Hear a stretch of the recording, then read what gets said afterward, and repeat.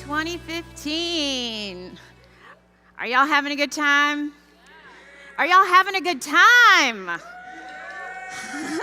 You sound like it. I'm Sheila Bates, and I am the Director of Student Faith and Leadership for the General Board of Higher Education and Ministry. Whew, that's a mouthful, isn't it? Yeah, so I'm here today to talk to you a little bit about belief comes with imagination.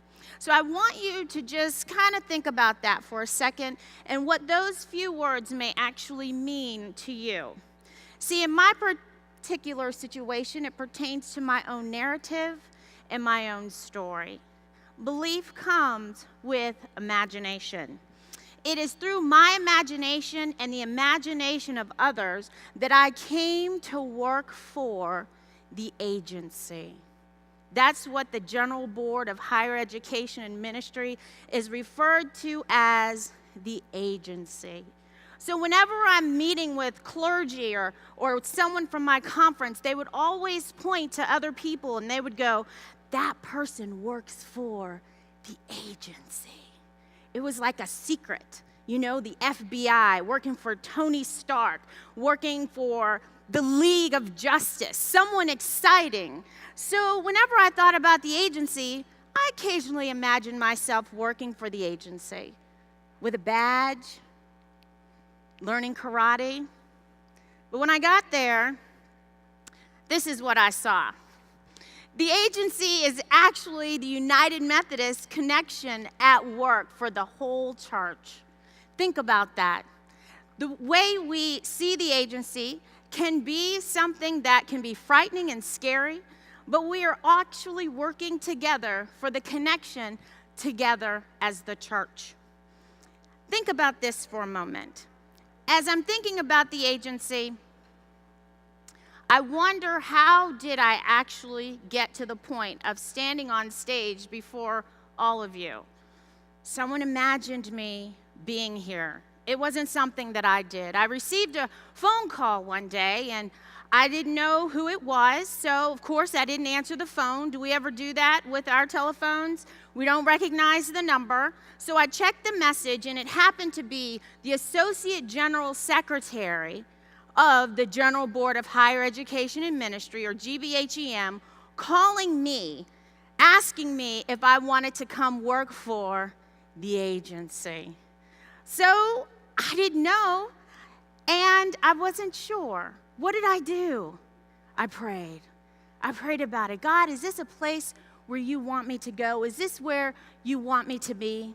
And so just from that one phone call, I began to consider and think about the means of grace as it pertains to the generosity of radical hospitality.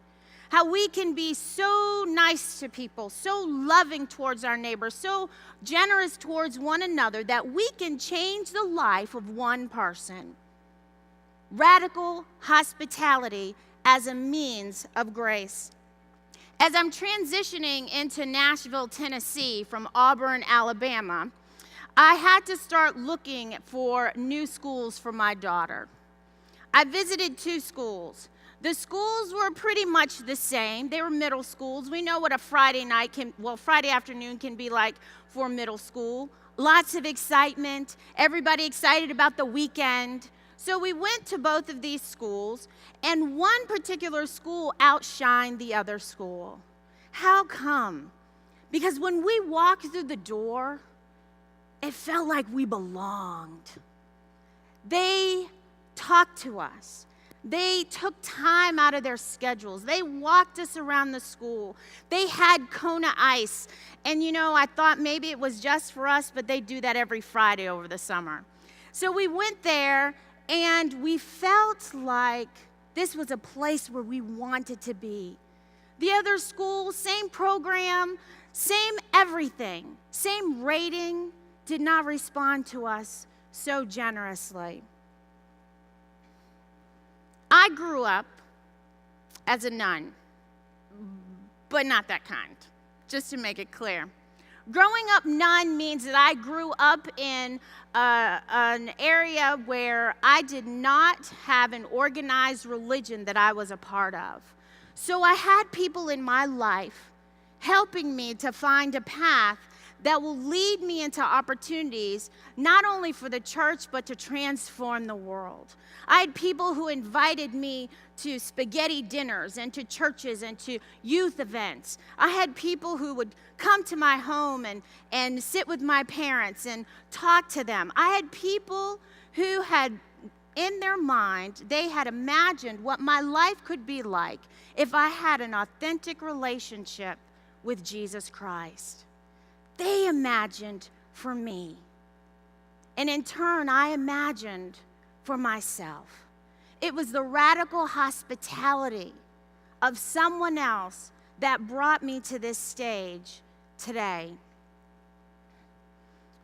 I visited the Philippines a couple weeks ago, and that dish right there is called balut.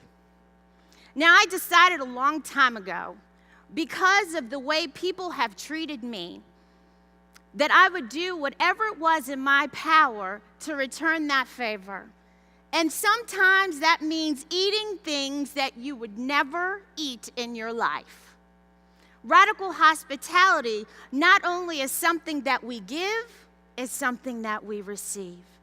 And when we receive this hospitality, we're willing to go places where God sends us and not think twice about being a part of a community of people who do not look like us, who do not speak our language, but have invited us in. That dish tastes just like it looks. But think about this. There was a whole level of respect because I was willing to go beyond myself to be within community. Radical hospitality is about being generous. Radical hospitality is about going places where God is calling you to go. It's about being able to accept that you can make a difference in the world. There's a lot of stuff going on in the news, in social media, that can bring us to a place where we do not want to help or do for one another. But radical hospitality as a means of grace is not about paying it forward, where you do it one time and you never do it again. It's about making it a part of who you are so you can change the world one person, one life at a time. I had a whole lot of someones doing that for me in my life. And in return, I'm up here doing it for others. It brought me to the cross of Christ, to go on and do what Christ is calling me to do.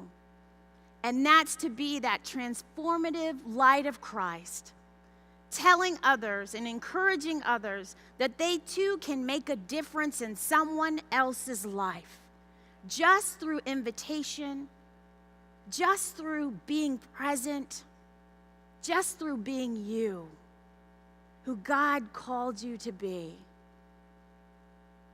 Take folks to the cross through hospitality and love and genuineness and generosity, because that's how I got here. Someone imagined my life before I could imagine my life myself. Radical hospitality. So I want you to dream because someone dreamt for me. I want you to go because someone encouraged me to go. And I want you to do because whatever you do will make a difference for the world. We're called to be transformative people for God. Do it through radical hospitality. Dream, go, do for Christ. Thank you.